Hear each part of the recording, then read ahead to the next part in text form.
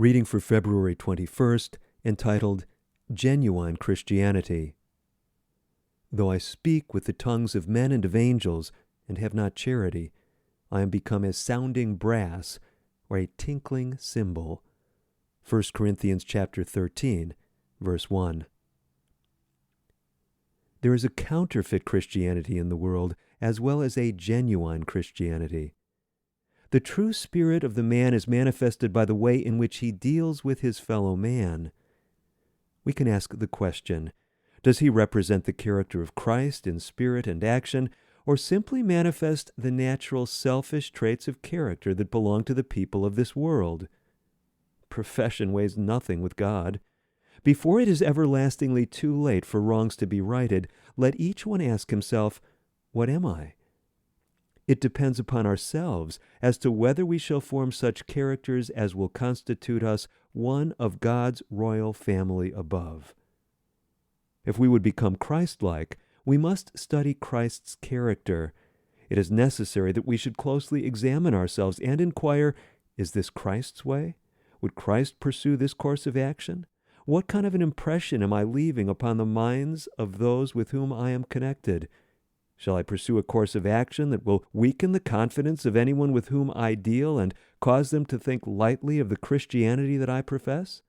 Shall I be uncourteous, unchristlike, unmerciful toward the purchase of the blood of Christ? I would speak words of warning to the brethren of our churches, for I fear that many are acting the part of the slothful servant who hid his Lord's talent in the earth. His sin was the sin of neglect, the sin of failing to improve the great treasures of knowledge that were committed to his trust. God has given precious light to his people with which to enlighten the world, and are not many treating it with indifference and acting as though the heavenly gift were of little consequence? Fair-weather disciples will not answer to the Lord's call in time of peril toward which we are hastening.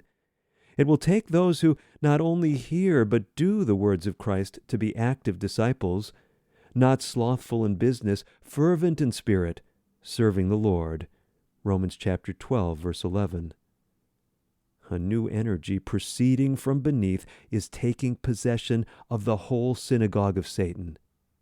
And a new life descending from heaven is taking possession of every human agent who is consecrated, devoted, and who is seeking to work the works of God.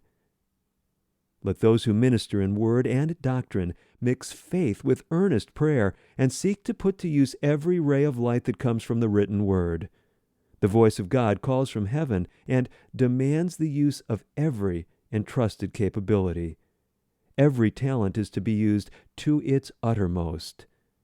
Taken from Manuscript 6, dated February 21st, 1895, entitled Genuine and Counterfeit Christianity.